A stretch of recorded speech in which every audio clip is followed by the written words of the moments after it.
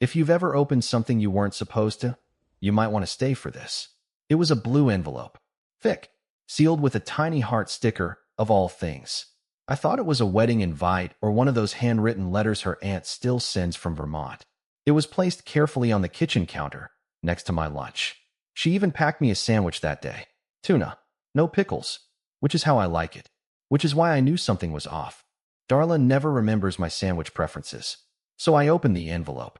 Inside was a folded piece of cream stationery, scented, like it had been sprayed with her perfume. But it wasn't addressed to me. It started with, "I can still feel you inside me." I read it 3 times, each time slower than the last. The words blurred. My hands shook so badly I spilled my coffee on the note, but the ink didn't smudge. Permanent ink. Permanent betrayal. She was in the shower upstairs. I could hear her humming. That stupid off-key hum she does whenever she thinks she's got everything under control. I sat back in the chair, let her open, tuna sandwich untouched, and stared at the ceiling fan spinning above me like it was mocking me. I didn't scream. I didn't storm into the bathroom. I just waited. And when she came downstairs wrapped in a towel, smiling like nothing had happened, I handed her the envelope and said, "You gave this to the wrong husband." Want to see how she reacted? She stared at the envelope in my hand like it was a piece of lint on my shirt. No panic, no flinch, just a faint tightening in her jaw. That was it. Then, like a scene she had already rehearsed, she let out the kind of chuckle people give when they're pretending something isn't serious. "Oh my God, Lowell," she said, brushing past me. "You actually read that?" I didn't answer. I just watched her move to the fridge, open it, and pour herself orange juice like this was a Tuesday morning and not the unraveling of our entire marriage. "It's a joke," she added casually, sipping. "A stupid inside joke between me and Claire. From a bachelorette game thing. I must have mixed up envelopes." I wanted to believe her. God, I wanted to believe her.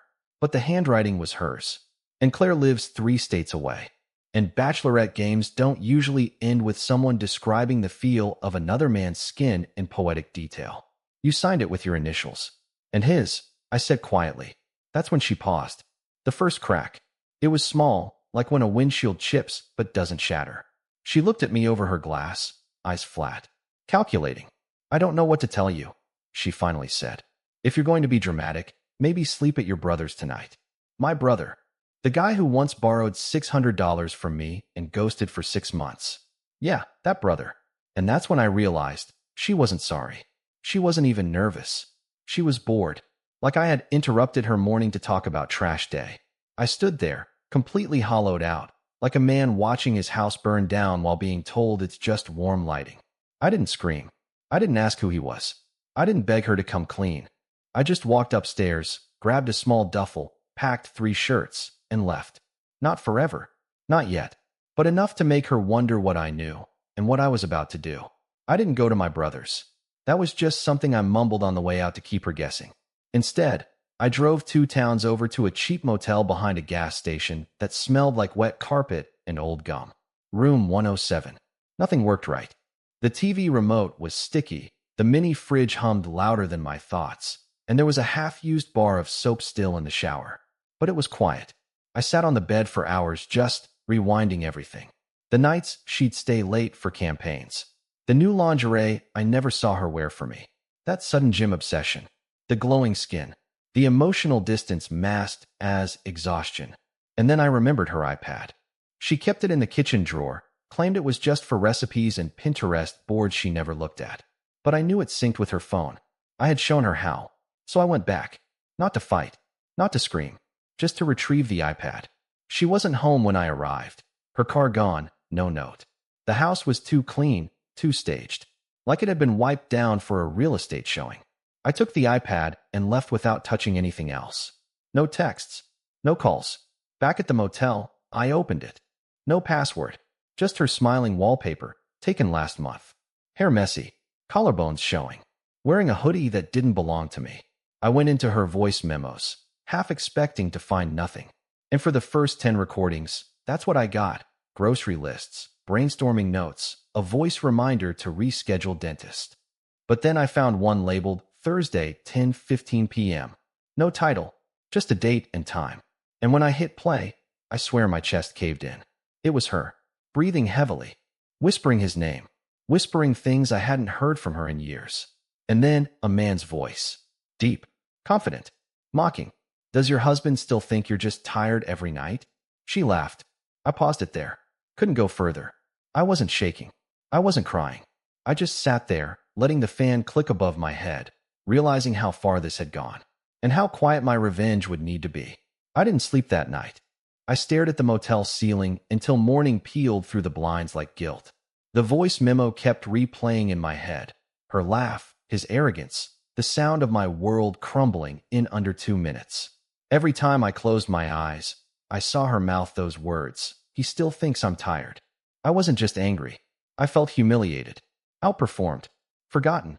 At 6:12 a.m., I did something I hadn't done in years. I opened her Google Calendar. She always left it synced to our shared email. She thought I never looked. I didn't until now. And there it was.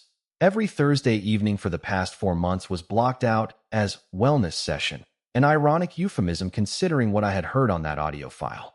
But what hit me harder wasn't just the vague appointment titles. It was what was written next to the one coming up that week. T. Hotel room already booked. Use back entrance. No interruptions this time.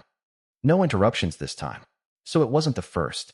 It wasn't even discreet anymore. She had a system. This wasn't reckless cheating. It was organized, planned, almost corporate. I took a screenshot, emailed it to myself from her iPad, and forwarded it to a burner email I had created the night before.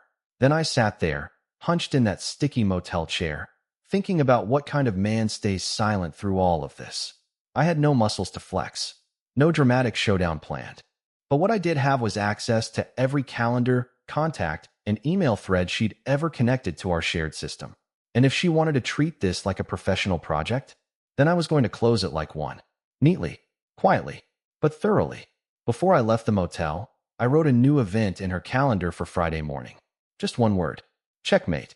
Friday morning came, and I was back home before sunrise. She was still asleep when I slipped in, her hair splayed across my pillow like none of this had happened. I sat in the kitchen with black coffee and silence, staring at the blinking cursor on an email I wasn't sure I would ever send. At 7:43 a.m., she came down in her robe, stretching like it was any other day. She smiled when she saw me. That crooked smile that used to make me melt. Now it just made my stomach turn. "Did you sleep okay at your brother's?"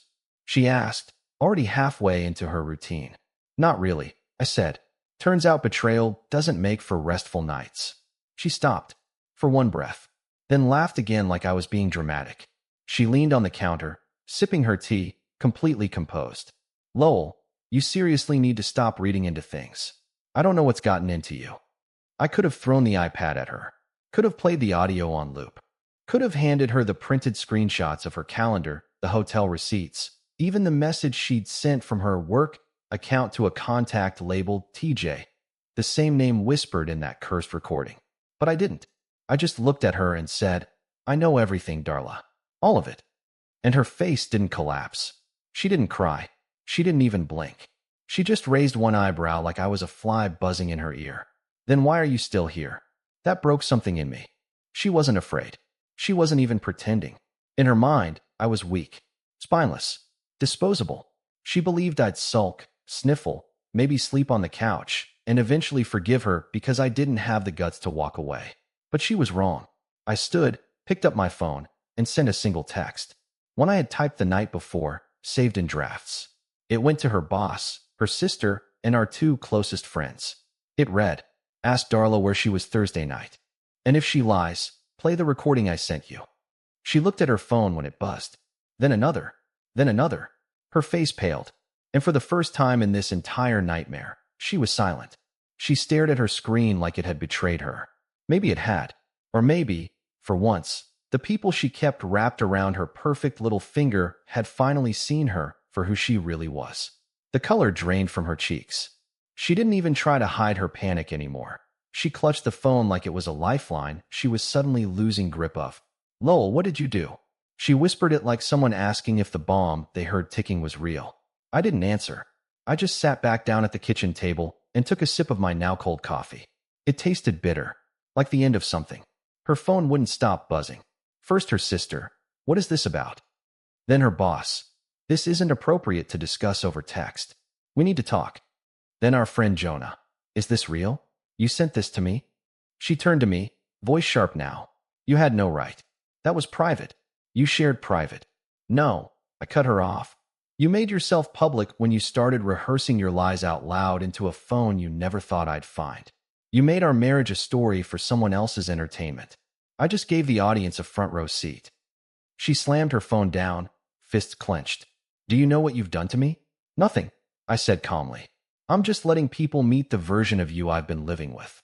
She stormed out of the kitchen, muttering something about defamation and how I'd regret this.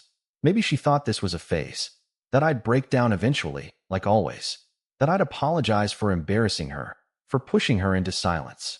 But the truth is, I felt lighter than I had in months.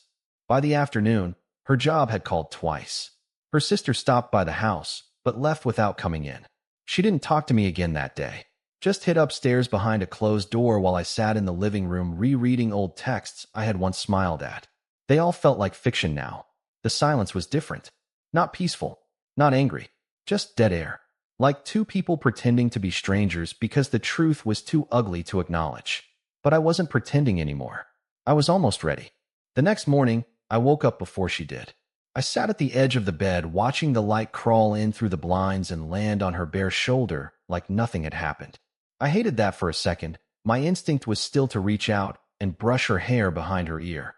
Old habits die hardest when they've been built on lies. She stirred but didn't wake. I quietly got up, showered, and dressed like it was just another Tuesday. But it wasn't. It was the last Tuesday I'd ever spend in that house. Downstairs, I placed the envelope on the bathroom sink. Same kind of envelope she'd used for her love letter, the one that started all of this. Inside mine wasn't a confession. It was a receipt, bank statements, photos, printed text threads, the audio transcript, and a short handwritten note that simply read, "You never had to be perfect, just honest. But now, this is yours to live with." I packed light. One suitcase, laptop, toothbrush, the keys to my old apartment I never bothered to sell after we got married. She always said I was sentimental for keeping it. I guess she was right. At 9:02 a.m., I walked out the front door. No final glance. No slam. Just a quiet click as the lock turned behind me. I didn't leave the house like a man escaping. I left it like someone returning to himself.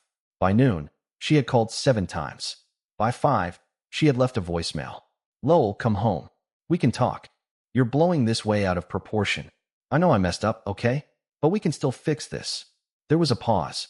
Then she added, "Don't ruin us over one mistake." One mistake. I sat in my old apartment. The walls still painted the dull beige from before I met her, and listened to that message on loop. Not because I was considering going back, but because I wanted to remember exactly how small she made it all sound. Like 14 years of marriage could be reduced to a technicality. She hadn't even asked if I was okay, only if I would undo the damage. But the damage was the only honest part we had left. I didn't respond to her voicemail. I didn't need to. By then, I had already changed the passwords to our joint accounts, removed my name from the house deed, and forwarded the final documents to her new personal email. I didn't ask her to sign them. I just informed her they were waiting.